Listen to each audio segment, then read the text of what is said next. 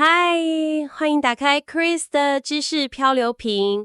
今天呢，我们要来聊一套蛮特别的书，它里面提出了一个，可以说是看待命运、掌握命运的全新方法，叫做替代现实模型。对，这个模型很有意思，而且它跟很多其他方法不太一样。它不是叫你一直做很复杂的练习啊，或是一定要怎样深度内审。哦，那它是怎么样的方式？它比较像是邀请你去重新看看你原本怎么想这个世界的，提供一个跳脱传统框架的可能性。听起来很吸引人呢。准备好一起来探索命运的不同可能性了吗？来看看书里到底是怎么说的。好啊，其实书里一开始就点出我们一般人对命运的看法，常常会卡在两种主要的观点里，而且这两种可能都有点问题。哦，哪两种啊？我猜猜看，是不是又有一种就是觉得一切都是注定好的，没办法改？没错，就是你说的宿命论，觉得人生剧本都写好了。这种想法对某些人来说可能比较方便，就不用烦恼，反正就这样了。对，有它的便利性了，稳定嘛。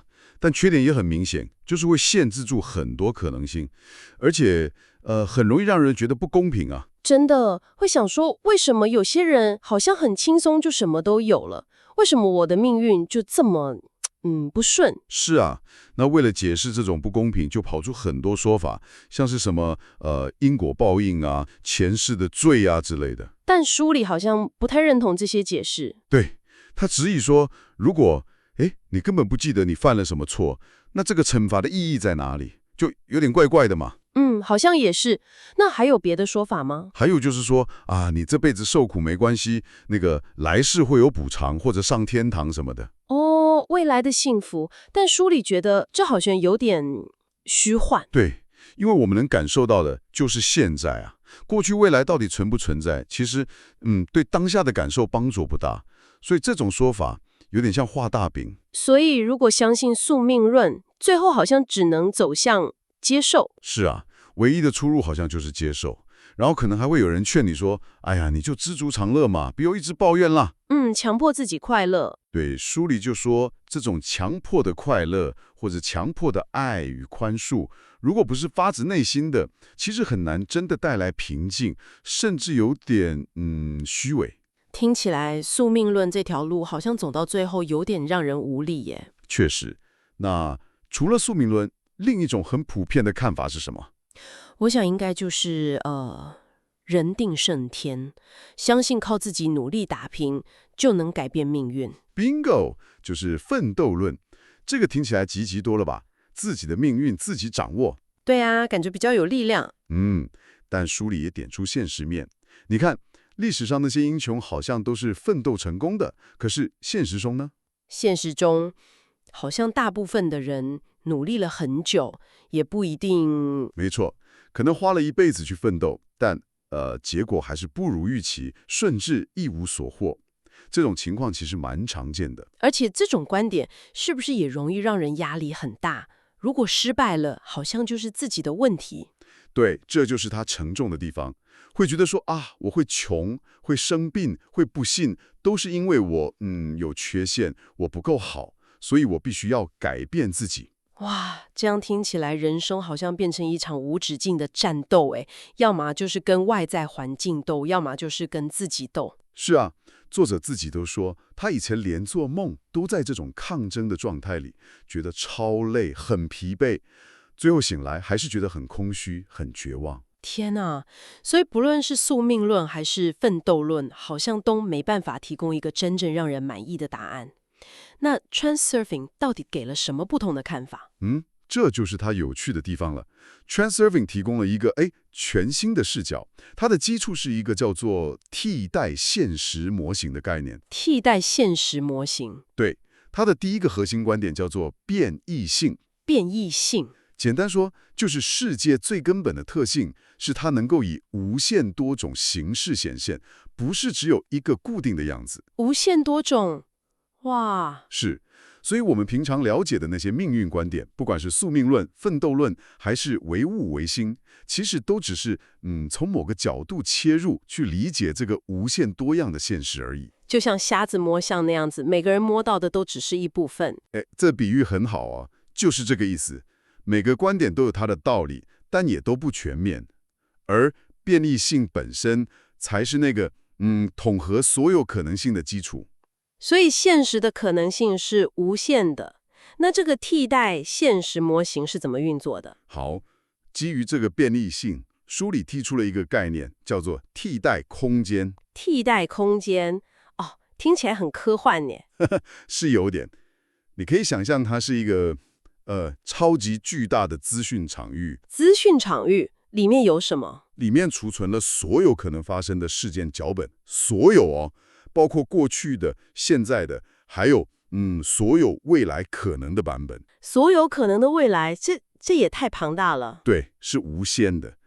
这个空间里有各种不同的扇区 （sectors），每个扇区就代表一个特定版本的事件，有它的脚本，事件如何发展和场景看起来是什么样子。OK， 脚本和场景，那跟我们的命运有什么关系？关系可大了。在这个替代空间里，我们每个人的命运也不是只有一条路，而是有无数条可能的生命线。生命线像很多平行的轨道那样吗？可以这么想，每一条生命线就是由一系列因果关系连起来的路径。如果你一直维持差不多的想法和状态，你的生活就会比较平稳地沿着同一条生命线走。但如果发生了某个重大事件，或者更关键的是，你的想法、你看待事情的角度改变了，你就可能跳到另一条不同的生命线上去。哦，就像书里说的那个比喻，好像在看同一出戏剧的不同版本。对，很贴切。可能只是布景换一下，小改变；可能是剧本大改变，甚至可能换到另一个剧院看完全不同的诠释，巨大的生命转变。哇，这个概念真的很不一样。所以我们不是被动的走在一条线上。不是的，这就是 Transurfing 最核心的地方。我们的意识，特别是我们的思想，是有力量的。思想的力量是指我们的想法会影响现实吗？不只是影响动机哦。书里认为，思想是物质的。思想是物质的，这怎么理解？这个能量是有特定频率的。频率像电波那样？有点像。这个思想能量，它不会只停留在你的脑袋里，它会辐射出去，流向外部的替代空间。辐射出去，然后呢？然后，当你持续的把注意力、把思想集中在某件事情上，不管是好的还是坏的，你的思想能量频率就会跟替代空间里储存着对应脚本的那个扇区产生调谐。调谐，像收音机对频道那样。对，就是这个意思。当你的思想能量跟某个扇区调谐了，那个扇区所代表的潜在现实就有可能物质化。物质化，意思是变成我们实际经历到的生活。是的，所以你常常想什么，担心什么，期待什么，那个想法的能量就会不断的去喂养对应的那个可能性，让它越来越真实。这就是为什么我们常觉得好的不灵，坏的灵，因为我们对坏事的担忧往往更持续、更强烈。天哪，这解释了好多事。所以负面想法真的会吸引负面结果。完全没错。这就带到了 Transurfing 最重要的一个法则，可以说是它的黄金定律：你永远得到你所选择的。你永远得到你所选择的。这句话听起来很重哎。但这里的选择不是我们平常说的我想要这个，我想要那个那种愿望哦。那是指什么样的选择？它指的是你内在真正聚焦并且持续投注思想能量的那个现实版本。你的核心信念是什么？你持续辐射出去的思想能量是什么样的？那个才是你真正的选择。所以，如果我相信命运是注定的，那我的现实就会反映出这种无力感。对，如果我相信一切都要靠拼命奋斗，那我的现实就会充满挣扎和挑战。你的世界观会直接塑造你的体验。哇，那如果我想改变我的生命线，体验不同的现实，关键在哪里？关键就在于有意识地去改变你思想的参数。思想的参数，就是你思想的内容、焦点，还有你对现实的态度。如果你一直想着你不想要的，一直抱怨、抗拒、挣扎，你猜你会辐射出什么样的能量？负面的能量。没错，那这种负面能量会把你调斜到哪里去？可能会跑到一条更糟的生命线，充满更多障碍。正是如此，这就是为什么很多人觉得生活好像越来越糟，越努力越碰壁，因为他们一直在对抗他们不想要的，而不是去选择他们想要的。所以书里才说战斗是无效的，因为你对抗什么，反而会经验到更多什么。完全正确。与其跟障碍搏斗，不如优雅的转身，去选择一条没有那么多障碍的路。选择，但要怎么选择？前面说不是许愿就好。对，这里要区分选择跟愿望。有什么不同？替代空间里确实有无限多的生命线让你选，这是你的权利，没错。但是光是坐在那里梦想或许愿是不够的。那怎样才算选择？选择是一种更坚定、更持续的意图和行动，是你知道有这个可能性，然后你有意识的、持续的把你的思想能量、你的内在状态调整到跟你想要的那个版本一致。你需要符合某些条件，才能真正启动实质化的过程。所以不是被动接受命运，也不是盲目奋斗，而是要做一个有意识的选择者。是的。与其接受一个你不喜欢的预设版本，不如去选择一个你更喜欢的替代方案。听起来这整套理论真的蛮颠覆我们平常的想法。说实话，有点悬。对，书里作者也承认，他自己一开始也觉得很怀疑，甚至觉得有点荒谬。那要用什么样的态度去理解它比较好？书里建议，重点可能不是要你用理性去完全搞懂，那个替代空间到底在哪里啊？这跟相对论有没有冲突啊？对啊，这些问题好像很难有答案。是啊，像我们用手机、用 GPS， 也不一定完全懂里面的原理嘛。但是我们会用，因为它有用。所以重点是它的实用性，看它能不能真的带来改变。没错，与其一直纠结为什么会这样，不如去试试看，如果我这样做，结果会不会不一样？去实验看看。Transurfing 鼓励的是实践。